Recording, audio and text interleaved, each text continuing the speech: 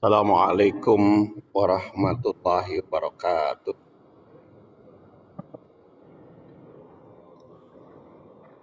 Alhamdulillah wassalatu wassalamu ala Rasulillah wa ala alihi wa sahbihi wa mawala.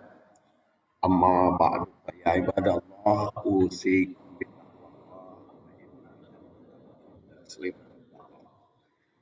Jamaah rahimakumullah, pagi ini insyaallah kita akan menuntaskan bahasan surat Al-A'raf ayat 15 dan 16, lanjutan bahasan yang lalu. A'udzubillahi minasyaitonirrajim.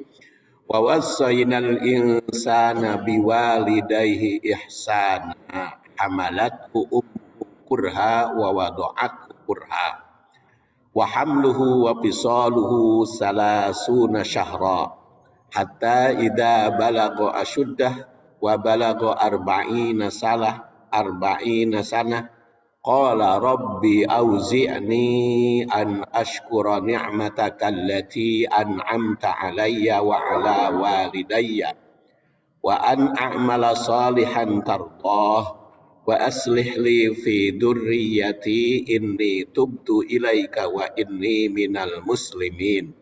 Ulaika alladziina nataqabbalu anhum ahsana ma amilu wa natajawazu an sayyi'atihim fi ashabil jannah wa'da sidqil ladzi kanu yu'adun.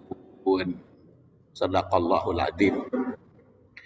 Dan bahasannya terakhir pertemuan yang lalu, selang 1 bulan kemarin, itu sampai hadis yang diriwayatkan dari Abdullah bin Amr bin As yang wafat 65 Hijriah. Dia meriwayatkan anna rajulan atan nabiyya sallallahu alaihi wasallam faqala ya Rasulullah innali malan wa waladan. Di seorang laki-laki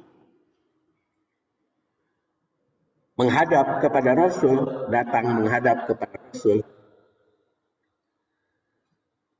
Faqala, dia mengatakan, ya Rasulullah, wahai Rasul, innali, sungguhnya aku atau bagiku, malan, harta di luar kewajiban tentu, wa waladan, dan anak, wa inna walidi, sedangkan ayahku yahtaj, butuh mali, harta itu. Jadi saya punya anak dan punya harta, sedangkan orang tua saya butuh kepada harta itu. Jadi bingung si orang tua, si laki-laki itu dibikin ke anak harta teh atau dibikin kepada orang tua, karena dua-duanya butuh. Orang tua butuh, anak juga minta. Wa inna walidi, sedangkan orang tua butuh, yahtaju mali. Qala, maka tanya kepada Rasul, karena ada perselisihan teh antara anak dan orang tua. Maka Rasulullah SAW bersabda, anta wa maluka liwalidik, kamu dan hartamu milik orang tuamu. Jadi kalau ada harta diminta oleh anak dan diminta oleh orang tua, maka haknya adalah hak orang tua, bukan hak anak. Jadi orang makan biasa gitu. Namun diminta ke anak, diminta ke orang tua, pasti dibikin ke anak. Bahkan ada baru-baru ini beberapa berita, anak nganterkeun orang tuanya ke panti jompo. So geus teu bogaeun harta orang tuanya, karena harta orang tua dulu terus dibikeun ke anakna. Ai orang tua tuh bisa ngurus, titipkan ke panti jompo. Dan sampai si orang tua itu nyeri hati, gak pesen ke panti jompo. Lamun abdi maot tong di bejaan anak. Itu sampai begitu. Maka kalau ada perdebatan antara anak dengan orang tua, berdasar hadis ini, harta anak itu milik orang tua, bukan milik anak. Kenapa? Inna auladakum, sesungguhnya anakmu, min atyabi kasbikum. Jadi itu hasil usahamu. Fakulu, maka makanlah min kasbi auladikum, dari hasil usaha anakmu. Jadi makanya berdasar konsep ini di surat Abu Daud jelas bahwa semakin kaya anak akan semakin kaya orang tua, semakin sejahtera orang tua. Karena apa? Semakin kaya anak, semakin kaya orang tuanya. Makanya banyak anak, banyak rezeki. Itu pasti. Banyak anak itu semakin banyak rezeki. Karena kalau anaknya banyak kan terasa kita sebagai orang tua itu pada nyumbang. Sehingga sampai-sampai ke sekolot kieu mah bagi-bagi anak teh anu bayar listrik. Abdi mah cenah bayar internet, bayar mobil, bayar makanan kan perebut itu anak itu. Mereka pembagian tugas. Bahkan adik saya itu Usep namanya, sekarang kuliah S3 atas biaya anak. Jadi dia kuliah S2, kuliah S1, S2-nya sudah selesai, kemudian anaknya kuliah juga selesai, pada kawin semua. Nah, mereka itu musyawarah, Pak kuliah lagi S3 geus kolot kitu naon dibiayai ku anaknya. Jadi dia itu semakin tua semakin sejahtera. Saya juga termasuk yang ditawari oleh anak, Pak bisi hayang kuliah deui geus kolot, geus pensiun mah cenah nganggur. Geus pensiun kan bapak nganggur bisi mau kuliah deui. Saya mikir heula ceung teh lah. Jadi merupakan tanggung jawab anak terhadap orang tua.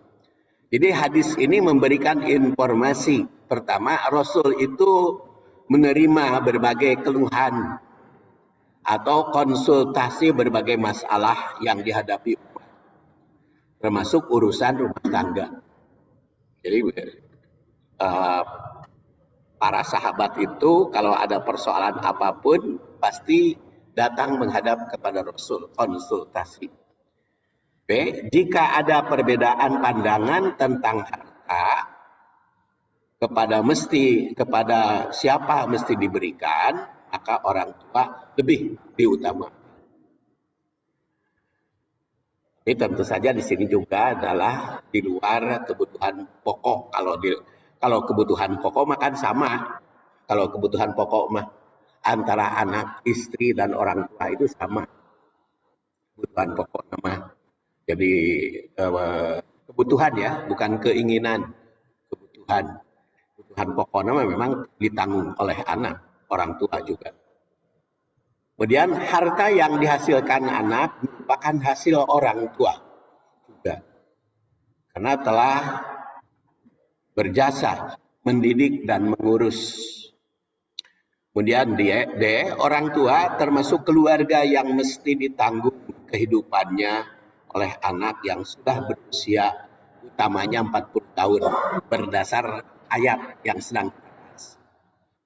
Yang sedang kita bahas adalah apabila anak sudah berusia 40 tahun. Jadi kalau belum 40 tahun maka anak teh masih berkekurangan kewajiban mengurus anak dan istrinya, tapi kalau sudah 40 tahun kan harus sudah mapan. Sudah ajeng. Orang tua yang memakan atau menggunakan harta anak maka termasuk halal karena punya saham untuk menghasilkannya. Makanya di sini kalimatnya fakulu, makan olehmu orang tua. Jadi hasil usaha anak itu. Jadi beberapa waktu yang lalu ada anak lapor ke polisi karena indungna memakan harta, itu polisi harus nolak. Jadi tidak boleh menerima laporan anak. Jadi ada anak lapor kepada polisi karena orang tuanya tidak membayar utang kepada anak. Polisi itu harus ngerti. Oh, enggak bisa dilaporkan orang tua kamu karena dia punya anak. Kemudian perintah pada orang tua untuk memakan harta anak merupakan isyarat bahwa harta anak adalah harta orang tua. Oleh karena itu, salah satu cara bersyukur pada orang tua adalah menjadikan orang tua itu sebagai anggota keluarga yang dibutuhkan, yang ditanggung kebutuhannya. Jadi jalur berikut tentang bersyukur kepada siapa terkait dengan kehidupan, maka bersyukur kepada sesama manusia. Jadi kalau kan ini kita sedang membahas Rabbi auzi'ni an ashkura ni'matallati an'amta alayya wa ala walidayya. Jadi bersyukur itu ada dua jalur, jalur kepada Allah dan jalur kepada sesama manusia. Jadi kalau sekarang hari pahlawan, kemudian menobatkan para pahlawan dan memberikan bantuan, memberikan santunan kepada ahli waris para pahlawan yang sudah meninggal, itu memang tanggung jawab orang yang. Jadi kalau kemarin ya hari pahlawannya, sekarang udah lewat 1 hari. Jadi bersyukur kepada pahlawan adalah menyantuni para ahli warisnya. Dan diriwayatkan dari Abu Hurairah yang wafat 57 Hijriah, Rasul bersabda, "Man la yashkurin nas la yashkurullah." Orang yang tidak berterima kasih, tidak pernah membalas jasa kepada manusia, itu belum termasuk syukur kepada Allah. Jadi kalau kita mau bersyukur kepada Allah, harus berterima kasih kepada sesama manusia yang berjasa. Karena orang yang tidak berterima kasih kepada manusia belum termasuk bersyukur kepada Allah. Kan kita sering tasyakuran, ya. Sering tasyakuran. Tasyakur itu bersyukur. Tasyakur itu harus kepada Allah dan kepada manusia. Dengan demikian, syukur itu mesti sempurna ke setiap jalur. Pertamanya kepada Allah dan juga yang pertama adalah kepada orang tua. Karena dia yang paling berjasa. Dan infak harta untuk orang tua juga merupakan paling utama nilainya di sisi Allah. Kita lihat firman Allah Subhanahu wa taala, "Yas'alunaka madza yunfikun qul man anfaqtum ma anfaqtum min khairin falil walidain." Mereka bertanya tentang apa yang diinfakkan. Kul, jawab olehmu, ma anfaqtum, apa yang kamu nafkahkan min khairin, dari kebaikan, falil walidain, orang tua, war akrobin, kaum kerabat, yatama, masakin, ibnu sabil, wa ma taf'alu min khairin fa innallaha bihi alim. Di ayat ini menjawab pertanyaan umat sejak kapan silam hingga akhir zaman, sejak masa silam hingga akhir zaman, tentang urusan infak harta yang lebih dari kebutuhan, baik zakat ataupun kebutuhan lain. Maka kalau sudah dijelaskan sebagaimana di surat At-Taubah 60, mustahik zakat sudah jelaskan. Sedangkan infak keluarga dijelaskan dalam surat An-Nisa ayat 34 yang lalu, serta hadis yang barusan dikatakan, kemudian bagi orang tua. Lalu yang dimaksud nafkah atau infak dari 215 ini dari harta yang mana? Jawabannya jika masih ada yang lebih kebutuhan maka diberikan. Jadi kebutuhannya kan kebutuhan sehari-hari di dalam rumah tangga itu adalah qawwamuna 'alan nisa, menafkahi istri, menafkahi anak, menafkahi orang tua. Nah, kalau masih ada kebutuhan baru disalurkan kepada kaum kerabat. Nah, diberikan pula kepada yang seperti kaum kerabat, anak yatim, miskin. Dan yang dimaksud itu wayas alunaka madun kulil afwah. Harta lebih dari kebutuhan. Dan harus ingat kebutuhan orang tua, istri dan anak itu merupakan satu kesatuan. Kadzalika yubayyinullahu lakumul ayat la'allakum tatafakkarun. Dengan demikian pemberian infak itu ada yang bersifat menolong, memberikan bantuan, ada yang bersifat santunan, ada yang termasuk kewajiban. Nah, di samping itu ada juga yang termasuk imbalan kepada orang yang berbuat baik. Nah, syukur atau berterima kasih imbalannya kepada sesama manusia mesti memberikan balasan sesuai yang setimpal. Karena Allah berfirman, hal jazaul ihsan illal ihsan. Balasan kebaikan adalah kebaikan. Oleh karena itu di usia 40 tahun ke atas, anak wajib berterima kasih kepada orang tuanya. Jadi doa aniskurli nikmatakallati an'amta alayya wa ala walidayya. Doanya kan, agar aku bisa bersyukur kepada nikmatmu yang telah engkau berikan, an'amta alayya, dan engkau berikan kepada orang tua.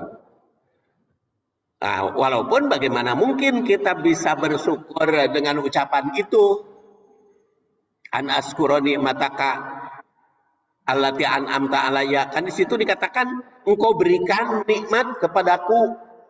Jadi artinya kalau sudah 40 tahun teh harus sudah mendapat nikmat. Jadi oleh karena itu target di dalam ekonomi keluarga 40 tahun itu harus sudah mapan. Sudah mapan perekonomian itu. Kenapa sudah mapan? Karena an askuro nikmatakallati an'amta alayya. Ketika berusia 40 tahun teh doanya, jadikan aku sebagai orang yang bersyukur atas nikmat yang engkau berikan kepadaku. Jadi kalau disebut atas nikmat yang engkau berikan kepadaku, berarti 40 tahun teh geus nikmat. Sudah mapan, sudah cukup. Makanya orang tua sejak anak masih muda itu harus dibina oleh orang tua supaya 40 tahun mapan. Wa ala walidayya, dan orang tuanya juga mendapat nikmat. Kemudian kalimat berikutnya, dan ingat dalam surat Luqman ya, sudah dibahas aniskurli wali walidai, bersyukur itu kepadaku dan kepada orang tuamu, aniskurli wali walidai. Kalimat berikutnya wa an a'mala sholihan tardoh, dan supaya aku dapat berbuat amal soleh yang kau ridhoi. Jadi setelah berdoa agar menjadi orang yang pandai bersyukur pada Allah atas segala nikmat yang diberikan, maka berdoa agar selalu beramal soleh. Syukur kepada Allah utamanya sifatnya ritual, maka dilengkapi dengan amal soleh, amala solihan tardoh, yang membawa kemaslahatan. Jadi amal soleh adalah ucap, sikap, dan tindakan yang membawa kemaslahatan pada sesama umat. Itulah maknanya di dalam Al-Quran, jika disebut iman, selalu dirangkaikan dengan amal soleh. Kan sering kita mendengar istilah iman dan beramal soleh. Contohnya amal soleh, saum, haji, itu mah bukan amal soleh. Hari saum haji mah ibadah syahadat, sholat, zakat, saum, haji itu bukan amal soleh. Itu amal Islam, amal iman. Makanya amanu wa amilu sholihat. Kalau amal soleh itu yang membawa kemaslahatan kepada sesama umat. Dari syahadat, sholat, zakat, saum, haji mah itu manifestasi dari iman. Karena iman berbuat melaksanakan rukun Islam itu karena iman. Amal solehnya mana? Berbuat baik yang memaslahatkan umat. Nah di kita itu kan banyak yang imannya sudah relatif benar, tapi amal solehnya kurang. Kan tidak sedikit di masyarakat ibadahnya rajin, sholat, saum, haji, zakat, umroh tiap tahun, hari sampah di mana wae, babalatak, micen sampah ke mana wae, jalan butut. Umroh nama mampu tiap tahun, tapi jalan rusak di depan rumah diantep. Itu amal kurang. Padahal manifestasi haji dan umroh itu amal soleh. Hadisnya dulu sudah kita bahas. Mal hajil mabrur, karena hajul mabrur itu laisa lahu jazaun ilal jannah. Haji mabrur itu tidak ada pahala kecuali surga. Maka sahabat bertanya, apa tandanya haji mabrur? Ya, Rasul bersabda, Sa'ussalam kait mutto'am. Jadi contoh haji mabrur, contoh orang haji mabrur itu Sa'ussalam, menyebarluaskan perdamaian, kemaslahatan, kait mutto'am, dan memberi makan. Jadi kan kita mah sering kalau membahas haji mabrur ritual berdasar hadis Ahmad 241 justru itu sosial. Dan iman dan amal soleh itu alladzina amanu wa amilus sholihat, kalimatnya itu sampai 52 kali dalam Quran. Dan wa amilus sholihan setelah menyatakan beriman sebelumnya itu sampai 10 kali. Ini merupakan ketegasan iman itu tidak boleh lepas dari amal soleh. Jadi jelas iman itu boleh terpisah dengan amal soleh. Makanya dalam doa di sini an amala solihan, berarti janji akan beramal soleh. Jadi bukan hanya aku bersyukur kepadamu yang telah engkau berikan nikmat kepadaku, dan aku bersyukur kepada orang tuaku yang telah berjasa padaku, dan aku juga akan beramal soleh selain yang diwajibkan tadi. Jadi mohon bantuan untuk dibimbing agar selalu soleh dan amalan solihat dalam segala ucap sikap maupun kehidupan. 3, di usia 40 tahun dia berjanji akan selalu soleh.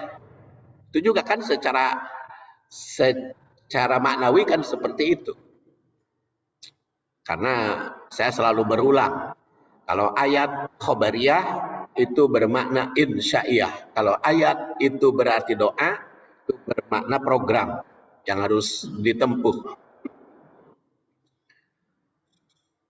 Dan sudah tahu amal soleh itu seperti apa.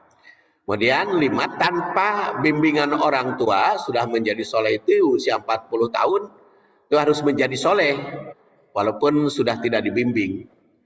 Di kalangan masyarakat sering fokuskan bahwa amal soleh itu menjurus ke urusan ritual, sehingga tidak nampak perbedaan mana amal soleh, mana amal ta'abudi.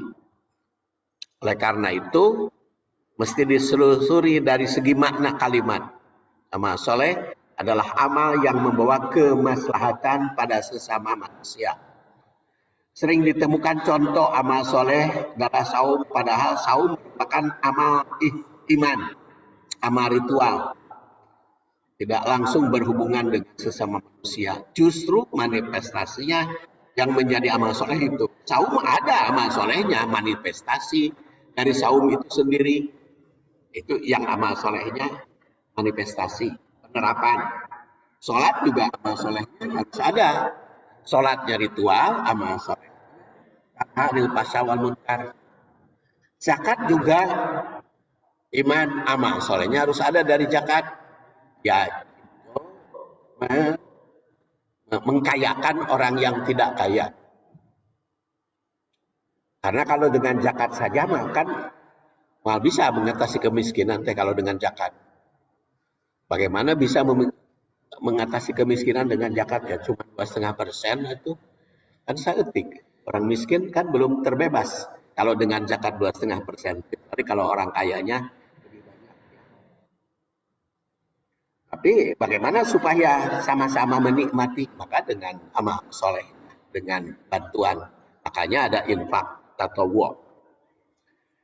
Oleh karena itu, di samping mohon anugerah kepada Allah agar memberi kemampuan bersyukur, disambungkan dengan kemampuan amal soleh.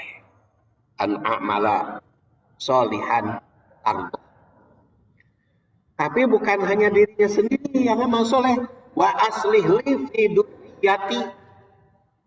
Dan berikan kemaslahatan, kebaikan kepadaku aslihli fi durriyati, dan kebaikan pada anak cucu. Jadi kalimat ini mengisyaratkan bahwa anak yang berusia 40 tahun bukan hanya mampu menyantuni orang tua, tapi juga mampu mewujudkan generasi yang berkualitas. Doa ini juga mengandung pesan, antara lain janji untuk mewujudkan generasi yang soleh. Bila punya turunan sendiri, maka membina anaknya. Bila tidak punya turunan, maka membina anak orang lain. Hanya kemarin kan ada berita ya, suami istri, bapak dengan si ibu, dia menyediakan rumah wanita hamil yang tidak dikehendaki. Jadi dia kumpulkan wanita-wanita hamil yang hamil. Itu karena ditinggalkan pacarnya, geus dijinahi. Karena hamil tidak ada channel di kalapaan. Kan banyak yang begitu tuh sampai dibuang. Maka ibu-ibu yang begitu, yang hamil-hamil itu dia kumpulkan di rumah dia. Dan dijaga kerahasiaannya. Tapi dibina, disediakan dokter, disediakan perawat, mengurus kehamilannya sampai dia melahirkan. Dan setelah melahirkan, anaknya juga disebarkan bagi yang mau punya anak. Itu kan banyak masyarakat yang menganggap negatif eta macena sarua jeung legalitas perjinahan. Itu teh bukan legalitas perjinahan, kata dia. Ieu mah nu karunya nu teu bisa ngurus anak sabab ditinggalkeun ku pacarna, dia era hamilna, sok dikumpulkeun disumbutkeun. Dan ternyata itu di Bandung. Daerah mana itu? Saya beritanya selewat gitu kan. Dan itu di Bandung. Jadi ada masyarakat yang menganggap negatif. Maka dia jawaban yang doraka itu kan ibuna jeung bapana nu teu pararuguh teh inungna ari bayina kan fitrah, bayinya kan bagus, harus diurus. Kan sekarang banyak korban anak itu yang dibuang tempat sampah di kali dan sebagainya. Maka ada saluran di situ. Memang dari satu segi mah jika melegalkan anak, bahkan ada yang sudah geus ngalahirkeun dirinya anak manehna praktek deui gitu. Ada yang makanya harus dibina keagamaannya. Harus dibina keagamaannya.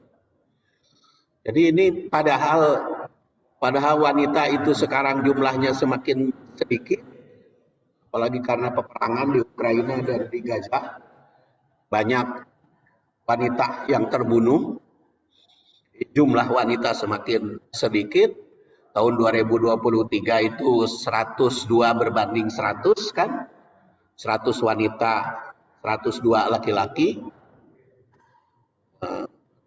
Itu tahun 2022 ya, di dunia atau di Indonesia itu 100 wanita, 102 laki-laki, lebihnya seperti itu. Nah, sekarang banyak yang ibu-ibu yang yang meninggal di Gaza dan sebagainya. Jadi memang saya yakin itu si yang menyediakan itu termasuk amal soleh,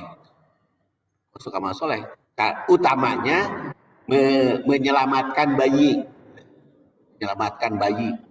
Jadi yang tidak punya anak atau yang sudah punya anak pada gara-gara yang ngurus anak, ya ambilan itu bayi-bayi yang seperti bayi-bayi yang tidak dikehendaki oleh orang tuanya, diurus. Siapa tahu, kata dia, itu kan 30 tahun yang akan datang, dari bayi-bayi yang tepuguh bapaknya, kayak ada yang jadi menteri, ada yang jadi gubernur. Siapa tahu kalau berhasil dibina. Di doa ini, wa aslih li fiduriyati, saya yakin termasuk kesiapan untuk membina generasi penerus.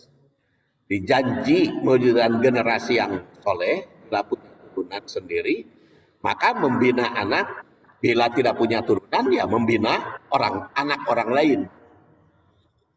Jadi bagi yang kaya-kaya, kedaikan punya anak, tidak usahlah ngaluarkan duit sampai bayi tabung segala macam. Cari aja bayi orang yang tidak dikehendaki, ambil jadikan anak asuh.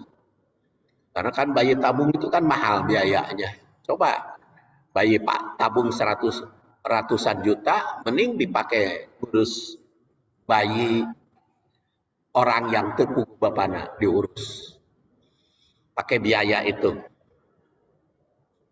Dia bukan hanya mampu membimbing diri sendiri, tapi juga mewujudkan generasi aslih.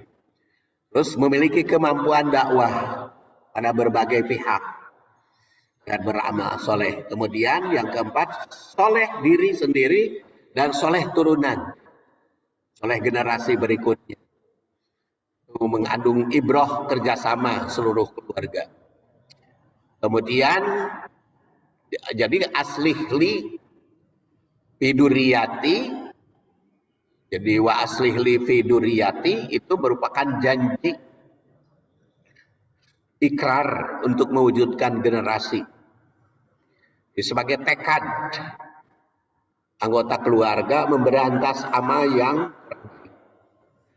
soleh adalah ucap, sikap, dan tindakan yang membawa kemaslahatan. Wa aslihi. Kemudian kalimat berikutnya, kita berlanjut bahasan surat Al-Ahqaf ini. Inni tubtu ilaik.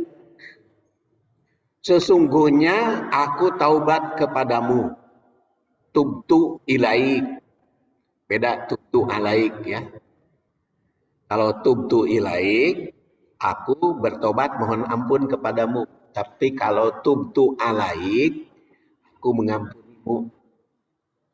Ya astagfirullah wa atubu ilaik, itu mohon ampun kepada Allah. Tapi kalau wa atubu alaik, aku bersama. Jadi ungkapan ini sebagai bentuk kesadaran akan kekeliruan. Boleh saja kan bisa terjadi kekeliruan ketika berusia 40 tahun, banyak keliru-keliru ketika masih muda dan sebagainya. Makanya kalimat ini tubtu ilaik. Jadi sebagai orang tua, jangan lupa mohon ampun. Juga sebagai orang tua boleh jadi melakukan kesalahan pada anak karena kurang mendidiknya secara baik. Makanya ketika kita sudah tua, tubtu ilaik, bahkan kurang mampu mendewasakan mereka. Nah, sebagai anak pada orang tua bisa jadi banyak kesalahan. Tubtu ilaik. Jadi kesadaran semacam ini mesti diperbaiki dengan diawali tobat. Yang kemudian perbaikan atau islah. Kalimat ini juga mengandung ibrah. Pertama, sadar akan kekeliruan yang terlanjur. Maka kembali ke jalan yang benar. Tubtu ilaik. Kedua, manusia tidak terlepas dari kesalahan dan kekeliruan. Maka terus menerus perbaikan. Dan akhir orang kehidupan mah tidak akan lepas ya dari kesalahan. Apalagi kan godaan itu kan banyak ya. Godaan intern, ekstern. Kemudian yang ketiga, mohon ampun atas kesalahan, maka berhenti dari kesalahan. Jadi ketika berusia 40 tahun itu sudah berhenti dari kesalahan. Kemudian keempat, selalu berusaha memperbaiki diri, maka terus menerus meningkatkan kualitas. Kemudian kelima, kembali ke jalan yang benar. Melakukan kesalahan, tidak melakukan kesalahan kembali. Istighfar itu selalu dilakukan. Dan meyakini bahwa Allah itu Maha Pengampun. Walaupun rasa banyak dosa, tapi kan banyak ampunan. Wa inni minal muslimin. Sesungguhnya aku termasuk muslim. Kalimat ini merupakan rangkaian ikrar dan janji akan tetap bertanggung jawab syariat, pelaksanaan syariat. Dan sebagai muslim yang baik, setiap anak yang berusia 40 tahun sadar betul akan tanggung jawabnya, baik kepada senior, orang tua, maupun kepada junior, turunan. Karena tadi an ashkuroni matakalati an amta alaya wa ala walidaya, kepada diriku, kepada seniorku. Nah sekarang kepada junior. Dan ini minal muslimin, semuanya baik senior, junior maupun dirinya sendiri minal muslimin. Oleh karena itu dalam doa diikrarkan kan selalu berpegang teguh pada syariat Islam. Walaupun di sini sering diartikan pasrah, berserah diri, tapi sebagai muslim. Pengunci ayat ini memberikan gambaran sebagai muslim selalu ditekankan sepanjang masa. Ini minal muslimin. Jadi sebagai muslim itu ditekankan, selalu diungkap, disebut. Lalu selalu pasrah pada Allah. Jadi siap menjalankan segala aturan. Tidak menyerah kepada siapapun. 3, segala ucap, sikap, dan tindakan hanya berdasar Islam. 4, berusaha mempertahankan Islam hingga akhir hayat. Wala tamutunna illa wa antum muslimun. Dan segala aturan Islam selalu dijalankan muslim. Kemudian ayat berikutnya 16. Ulaikal ladzina nataqabbalu anhum ahsana ma amilu. Mereka itulah orang-orang yang kami terima mereka amal yang baik yang telah mereka kerjakan. Kalimat nataqabbalu, kami terima, itu fa'il atau pelakunya sama dengan wawasoina. Karena kan masih rangkaian. Wawasoinal insana biwalidayni ihsana. Walidayhi ihsana. Ya di sini nataqabbal, kami, jadi Allah. Ahsana ma amilu, menunjukkan bahwa perbuatan yang diterangkan sebelumnya merupakan amal terbaik. Ahsana ma amilu. Dengan demikian, amal terbaik itu adalah yang sesuai dengan syariah, yang mencakup ritual kepada Allah maupun sosial, beramal soleh yang berkaitan dengan sesama manusia. Jadi jelas ini merupakan jaminan dari Allah.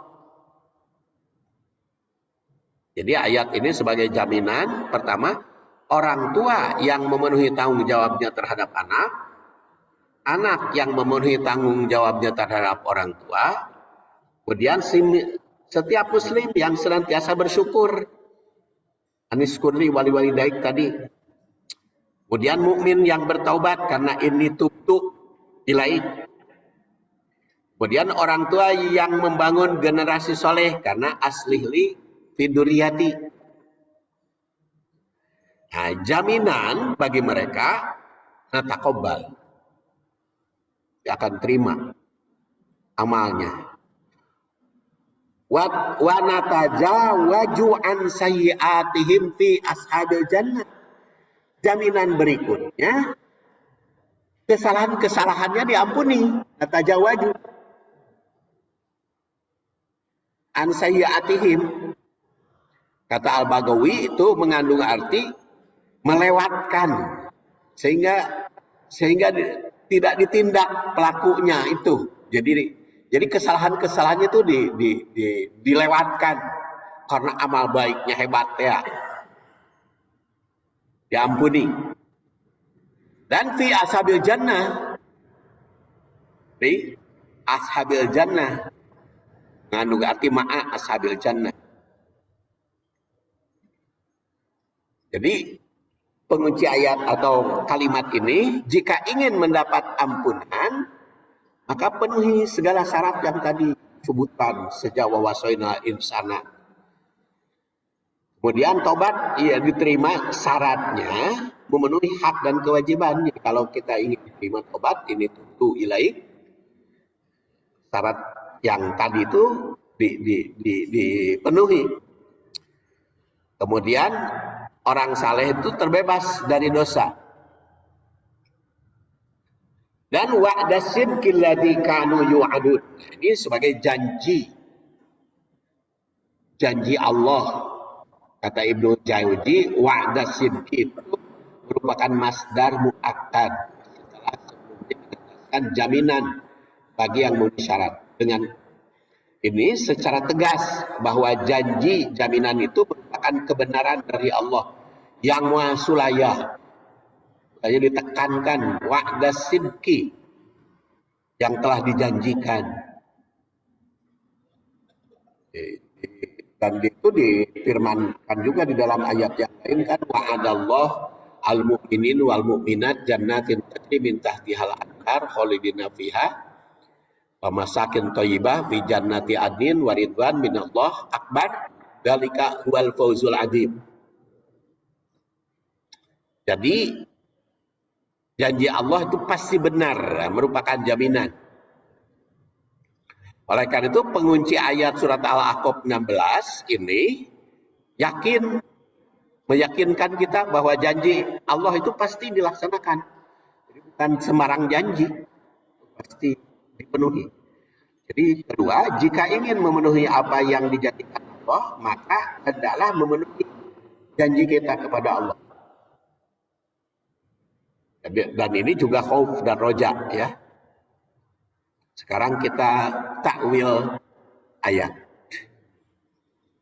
Jadi tafsirannya sejak tarikh, tatbik apa namanya? Ya, tarikh, tanasub dan sebagainya. Sekarang takwilnya.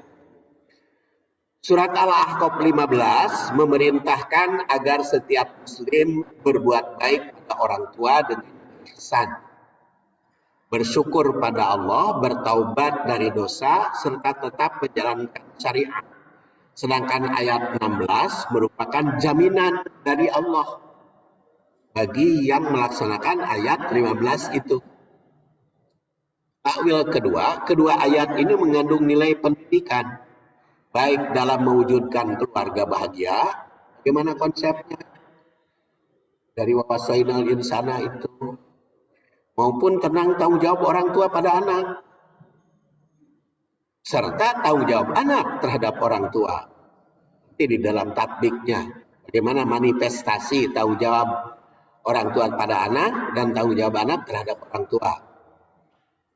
Jika anak dan orang tua memenuhi hak dan tanggung jawab, maka keluarga bahagia akan terwujud. Ini jaminan. 3, anak mesti sadar atas jerih payah orang tua. Di ibunya terutama disebut. Karena lelah menyusui, menyapi. Karena banyak nagendong, dulunya keur muda, banyak mangku, kadang-kadang suaminya teu aya, sampai ngeusi galon, kusorangan, kan, ibu-ibu, takut ember, dan suseuheun. Akhirnya begitu tua, turun peranakan, kan, sampai begitu ibu. Geus turun peranakan, ada infeksi segala macam, hormonnya berkurang, banyak itu yang diderita. Ibu-ibu, makanya bapak-bapak harus sadar, ibu teh sekolah ibu banyak luka rasa, nyeri cangkeng, nyeri beung, nyeri punuk.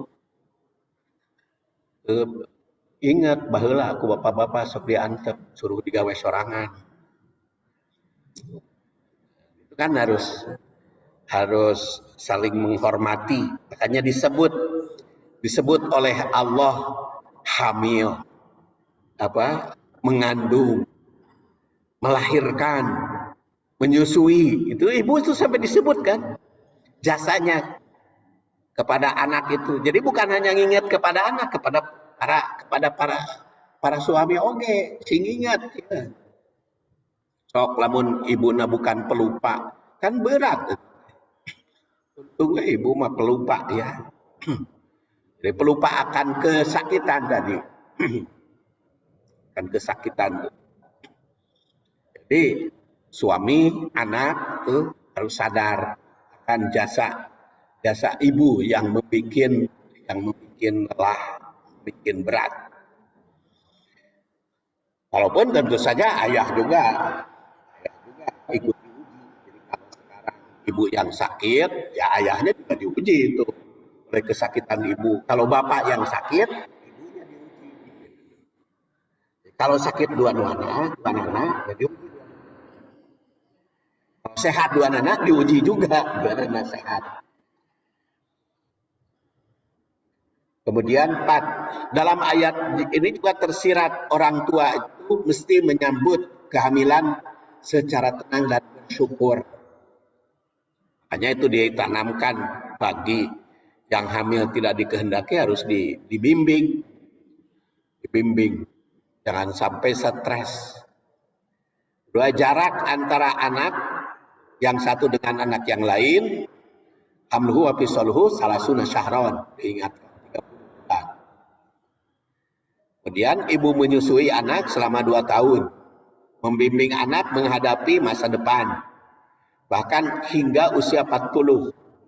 Ketika orang berusia 40, maka dia sudah tenang menanggung orang tua.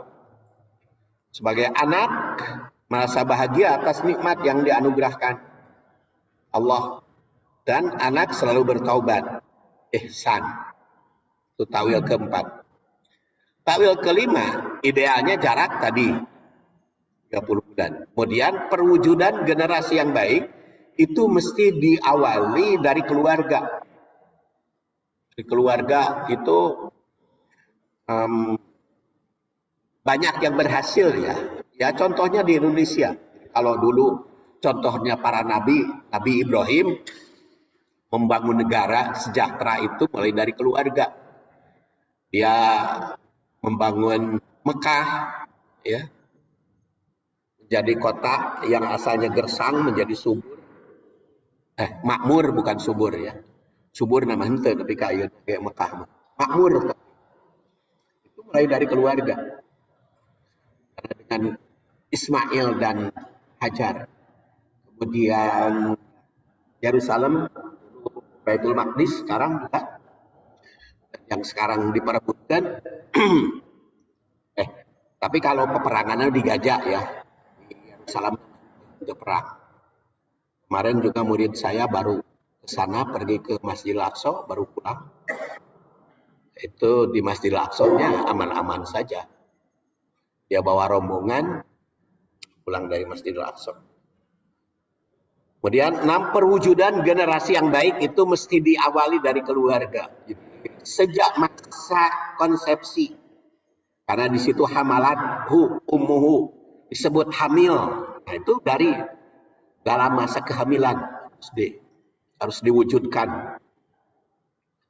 Kemudian wadoathu melahirkan, kemudian ardoatnya menyusui, ngurus hingga dewasa. Kemudian usia 40 sudah mapan. 8, taubat selalu dilakukan setiap mukmin. Dan tekad menjadi muslim yang baik. Tatbiknya ada beberapa tatbik.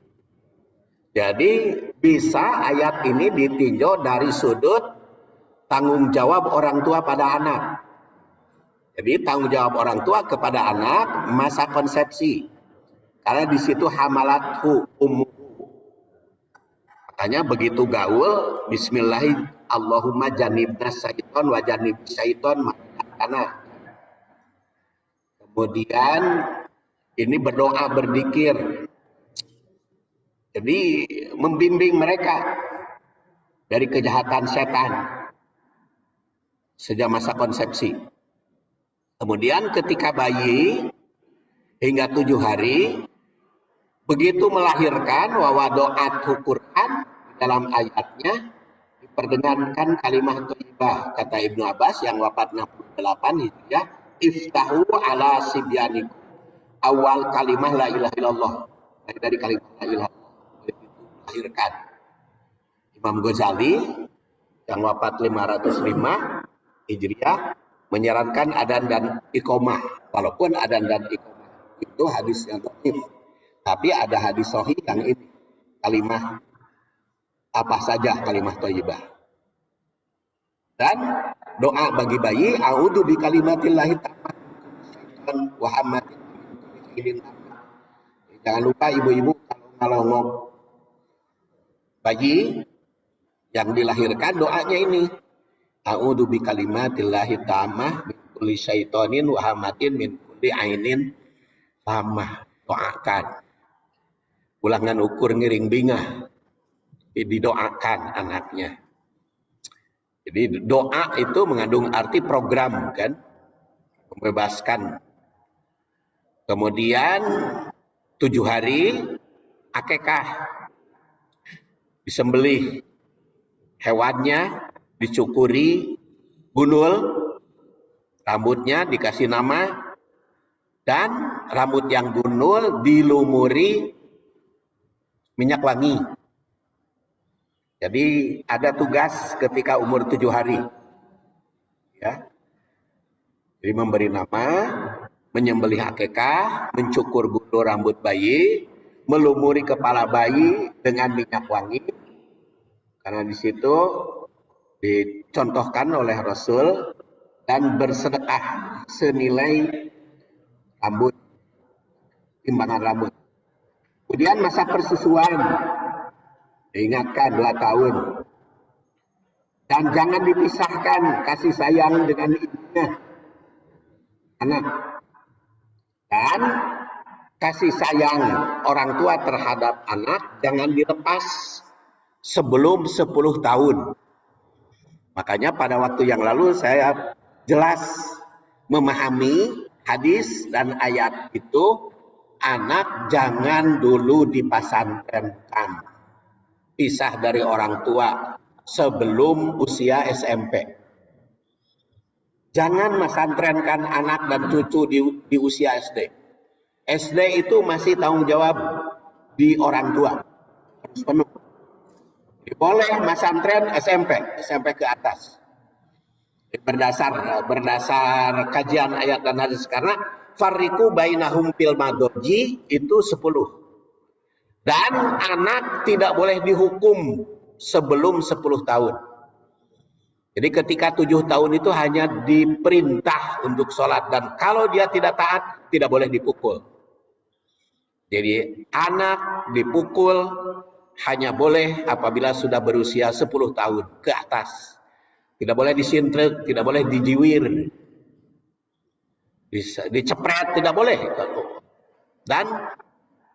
Dan 7 tahun, anak 7 tahun baru diberi tugas. Jadi kalau belum 7 tahun bukan diberi tugas. Makanya anak TK jangan dikasih PR. Berdasar kajian hadis. Saya kan ini mengingatkan yang sudah lewat kalau takdik itu. Jadi kalau guru PAUD itu tidak boleh kasih PR kepada anak TK. Karena apa? Karena belum 7 tahun. Jadi kalau anak diberi tugas itu kalau sudah di atas 7 tahun. Nah, kalau belum 7 tahun hanya diberi contoh, diberi jalan. Dan itu sampai berusia 7 tahun itu masa bermain, masa kesenangan, masa surga. Kalau istilah Muhammad Abduh, lihat Nabi Adam ya, lihat Nabi Adam kan prosesnya surga dulu, permainan. Baru setelah 7 tahun ada larangan, ada perintah.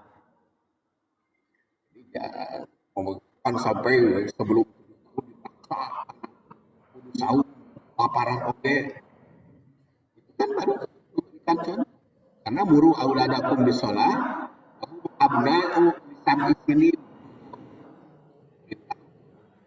Adribu alaiha li asri sinin. Tahun baru boleh ditinggal. Dan wapariku bainahum fil madoji. Diasramakan boleh kalau sudah usia SMP. Kalau masih SD masih tanggung jawab ibu. Jadi implikasinya pendidikan itu harus dilakukan sejak dini, pendidikan nama.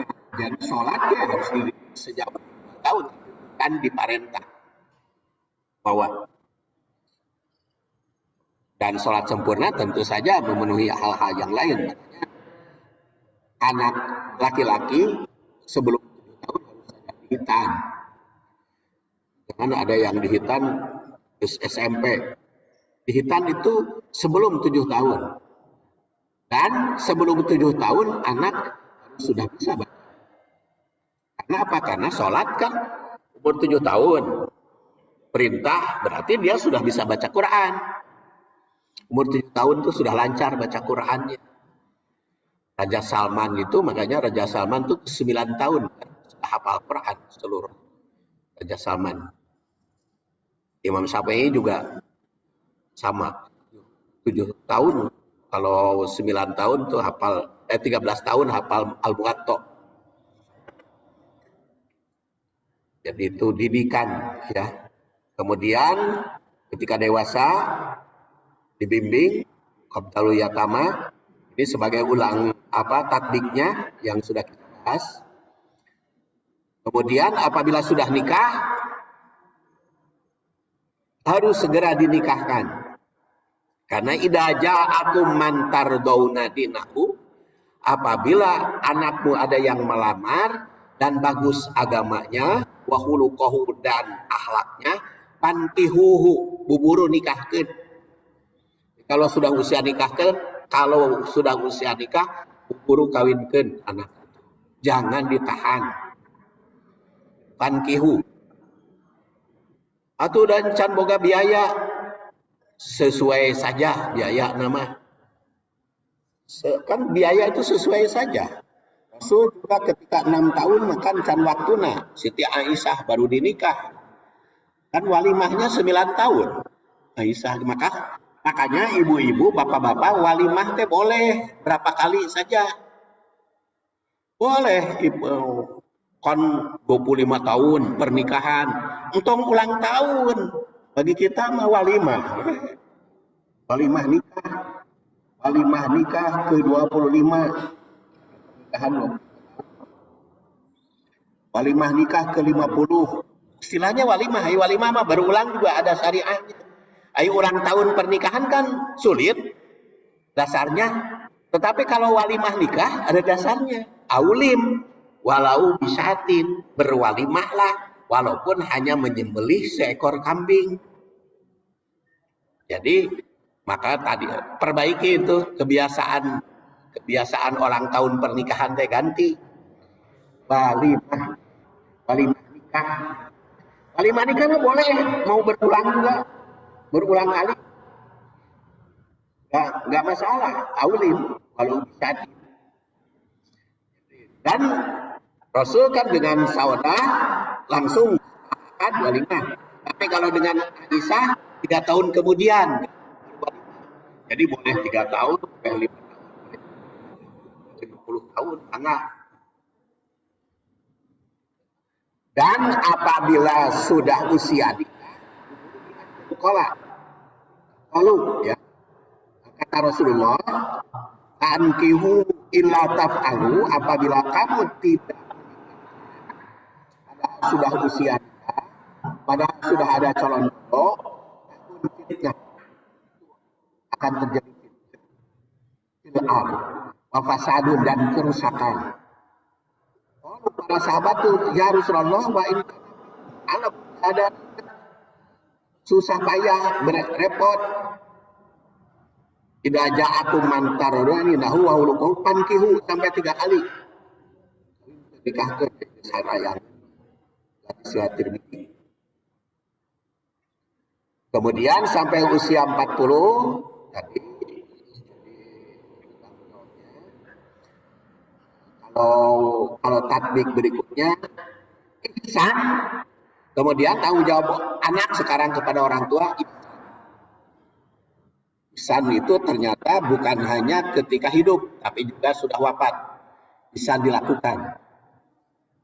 Sudah dibahas pada waktu yang lalu, sejak kecil, masa kesucian, kemudian ingat jasa orang tua, berlaku ihsan selamanya, anta budallah ka'annaka taroh, wa ilam takun taroh fa innahu yaroh. Ihsan itu beribadah kepada Allah seakan-akan melihatnya.